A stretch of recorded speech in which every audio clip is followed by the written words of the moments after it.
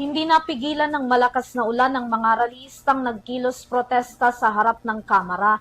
Bitbit ng mga itong panawagan ng hindi na makatarungang pagtaas sa singil ng kuryente.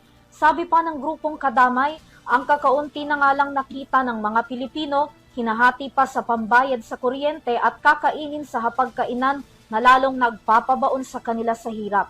Alamin ang buong balita mula kay Allen Roado. Serviso sa tao! Huwag gawing negosyo! Huwag gawing negosyo! Serviso sa tao! Singil sa kuryente! Kasabay ng pagbuhos na ulan ang patuloy na panawagan ng grupong Kadamay kasama ang iba't ibang mga consumer groups at realista sa harap ng House of Representatives ngayong araw dito sa Southgate, Batasan, Quezon City. Ito ay bilang pagkondena sa questionableng pagtaas ng singil sa kuryente at panawagan pa sa mabilis na aksyon mula sa Kongreso. Bandang alas 10 ng umaga nang nagkatipon-tipon ng iba't ibang consumer groups sa pangunguna ng grupong Kadamay upang kalampagin ang House of Representatives sa kanilang panawagan na imbestigahan at tuluyan ng ibaba ang singil sa kuryente ng Meralco. Serviso sa tao! Huwag gawing negosyo! Huwag gawing negosyo! May presensya rin ng pulisya sa naturang protesta upang mapanatili ang kaayusan sa harap ng House of Representatives.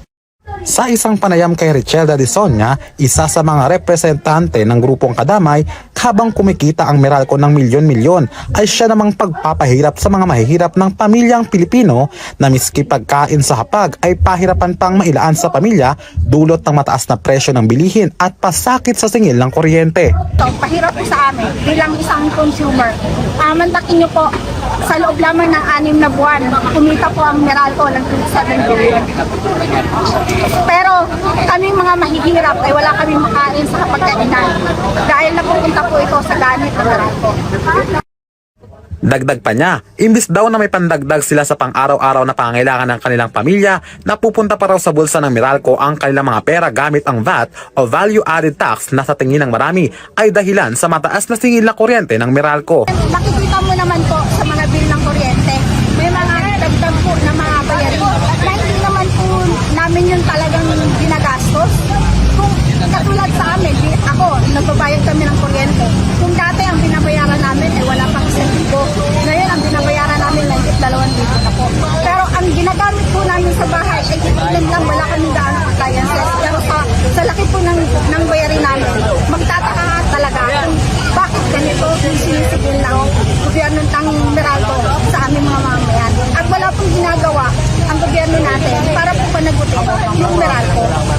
Sabi naman ni Mayat, isang kabataan na sumama sa protesta, masahol na ang ginagawa ng Meralco sa mga normal na mamamayang Pilipino. Siyempre kahit anong uri pa man yan ng masa ay lahat tayo ay nagiging apektado kahit sa estado, kahit nakakaangat ka sa buhay, maaaring nagiging apektado ka din.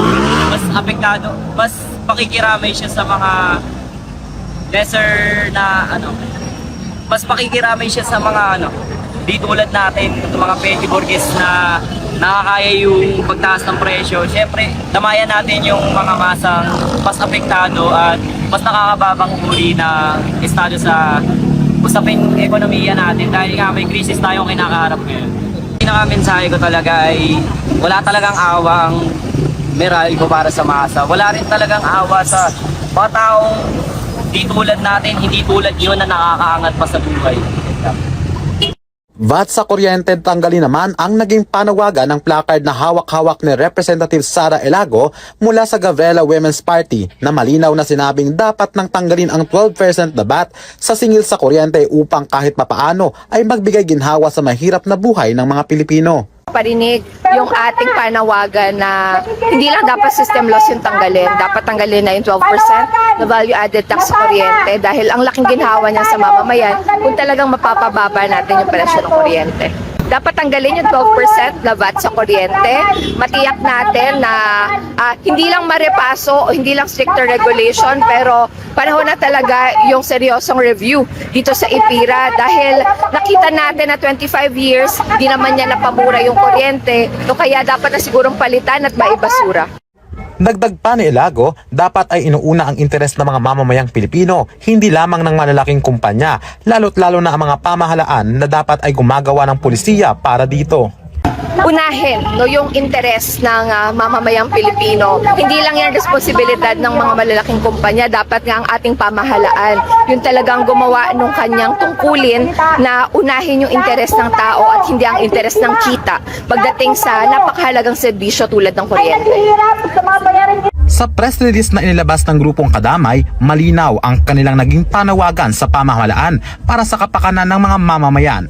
Ilan dyan ay mas mababang electricity rates at mabusising investigasyon sa kinikita ng malalaking korporasyon, lalo na ang Meralco.